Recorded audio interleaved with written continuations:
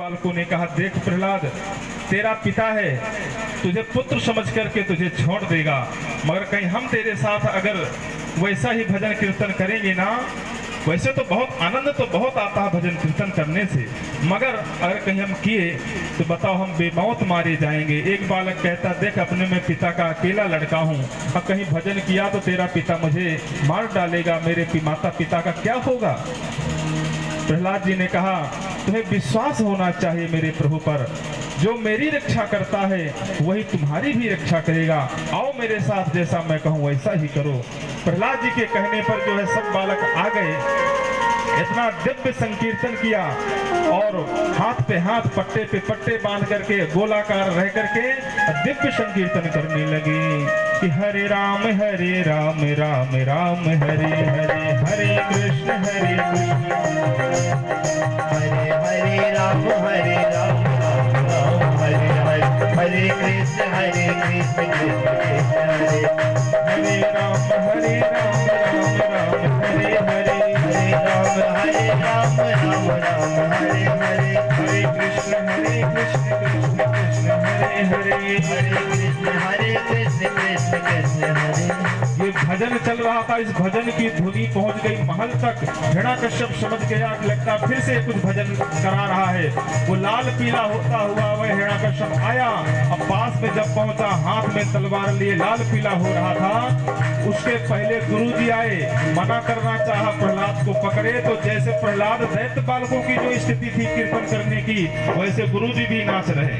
इसके पीछे हिरण्यकश्यप आया और हिरण्यकश्यप ने जैसे देखा कि गुरुजी भी नाच रहे हैं, प्रहलाद भी नाच रहे हैं, समस्त दैत्य बालक नाच रहे हैं, ये बात को जानता था हिरण्यकश्यप कि अगर कहीं मैं इसका स्पर्श करूंगा तो मेरी भी वही स्थिति हो जाएगी जैसी इनकी स्थिति है। वो स्पर्श नहीं किया और दूर जा करके अपना हाथ को पृथ्वी पर जोर से धक्का के मारा। जब जोर से धमाके की आवाज आई तब जाकर के वो दैत्य बालक बिल्कुल जो जैसी स्थिति में था, जो जैसी स्थिति में नाचते हुए था, वैसे को वैसे खड़ा हो गया। एक दैत्य बालक कमर में हाथ, एक हाथ सर में रखा था, तो वैसे को वैसे खड़ा रह गया मूर्तिमंत बन करके। एक बालक दोनों हाथ ऊपर किए हुए नाच रहा था, तो हाथ ऊपर के ऊपर ही टंग गए।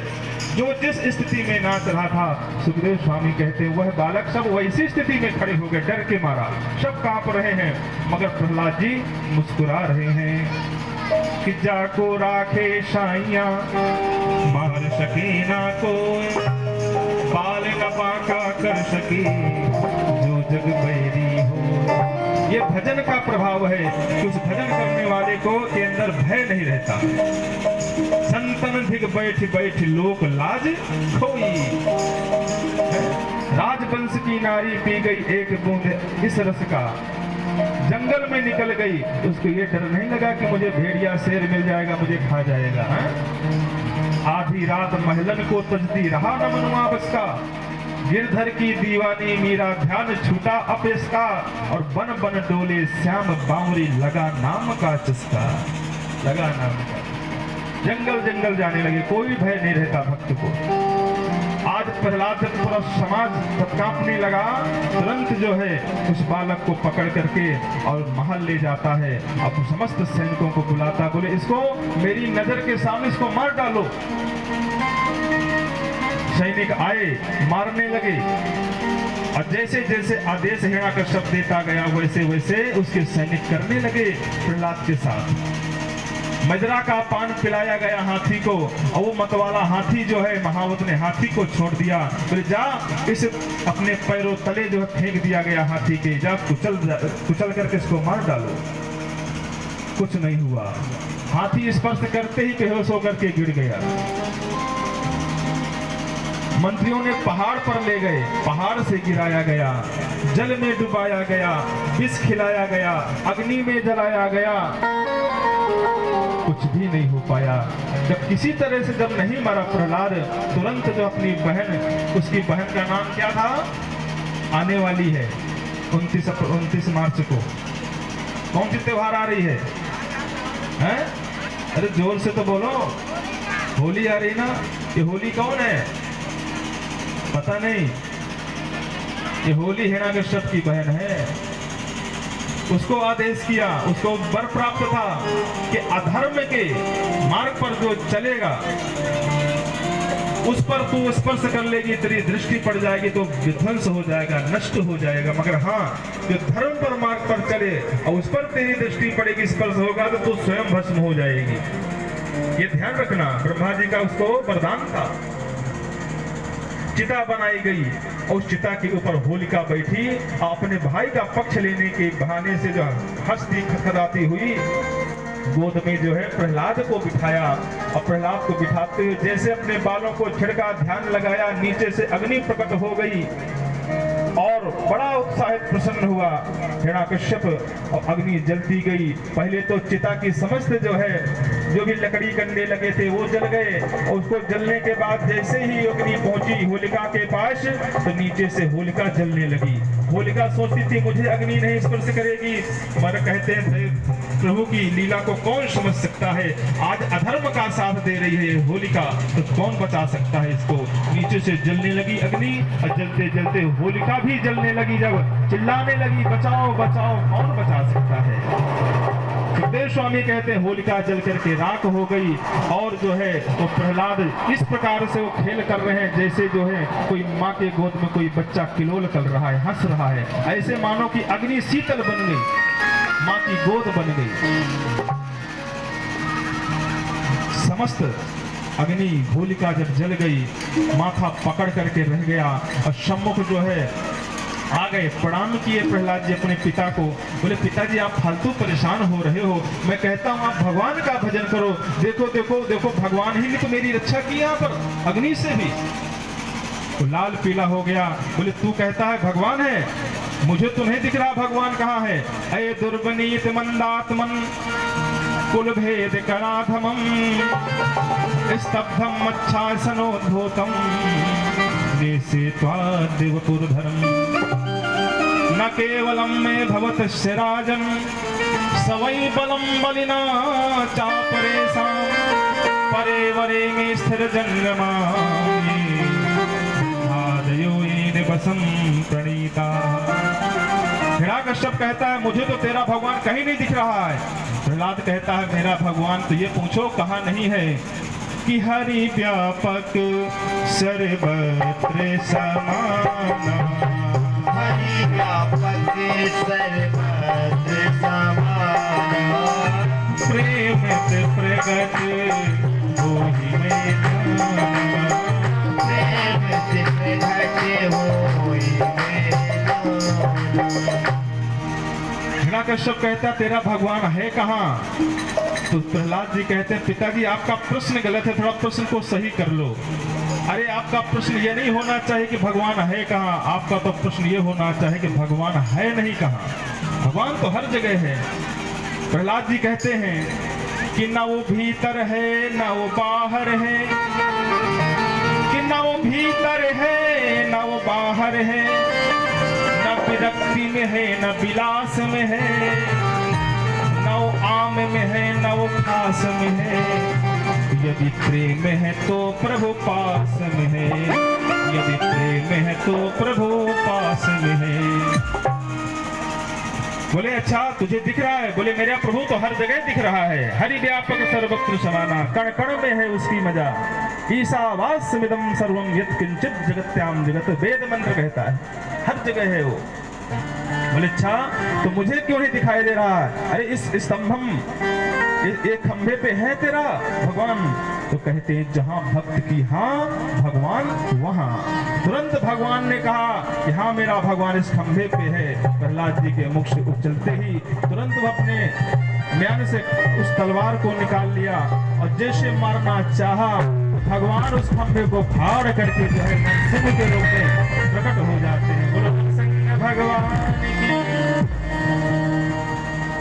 और जैसे प्रकट होते हैं युद्ध चलने लगता, क्योंकि दोपहर का समय था और दोपहर में जो है राक्षसों की शक्ति जो है कम रहती है, रात्रि में ज्यादा रहती है। भगवान संध्या समय तक युद्ध करते गए, भागता गया छटपटा करके। एक बार भगवान को भी धक्का लगा दिया। भगवान ने दौड़ करके गए, पकड़ करके उसको जमोड़ करके अपने जो है गोद में बिठा लिया। बोले बेटा अब तू कहाँ जाएगा, कहाँ भागेगा। आप तुझे बचाने वाला कोई नहीं है। हिरण्यकश्यप कहता तुम मुझे मार नहीं सकते हो। बोले क्यों? बोले मुझे ऐसा वरदान मिले हुए हैं ब्रह्मा जी के। बोले कौन कौन से वरदान मिले हैं बता तो सही। वरदान गिनाने लगता है। बोले मुझे इस सृष्टि में ब्रह्मा के द्वारा बनाई हुई सृष्टि में कोई नहीं मार सकता है। सुखदेव स्वामी कहते हैं राजन, भगवान ने कहा ब्रह्मा जी को मैं बनाता हूँ, सृष्टि को मैं बनाता हूँ, मुझे नहीं बनाते ब्रह्मा जी। बोले अच्छा, तब भी तुम मुझे नहीं मार सकते हो। मैंने ये भी वरदान लिया है कि ना मैं जल में मरूं ना थल में मरूं। बोले देख, तू ना जल में बैठा ना थल में बैठा, मेरी गोदी में बैठा है, तुझे गोदी में लिया हूँ। बोले मैं अंदर मरूं ना बाहर मरूं, ये भी मैंने वरदान लिया है। बोले देख, न घर में है न बाहर है, बीच देहली पे बैठा हूं मैं तुझे लिए, बीच देहली पे हूं। बोले अच्छा। बोले ये भी वरदान मैंने लिया है कि न मैं अस्त्र से मरूं ना शस्त्र से मरूं। भगवान ने कहा ना मैं देख अस्त्र से है मेरे पास ना शस्त्र है, और जो बड़े बड़े मेरे पास जो नाखून है ना, कि नाखून से तेरे हृदय का ऑपरेशन करूंगा। बोले अच्छा। बोले हाँ, तब भी तुम मुझे नहीं मार सकते। बोले क्यों? बोले मैं न दिन में मरूं ना रात में मरूं। बोले न ये दिन है न रात्रि है, इसीलिए संध्या का समय है। जब दिन डूब जाता है ना, उजेला रहता है, उसको कहते हैं संध्या का समय। देख संध्या का समय चल रहा है, फिर भी तुम मुझे नहीं मार सकते हो। बोले क्यों? बोले एक वरदान मुझे ये भी मिला है। कौन सा?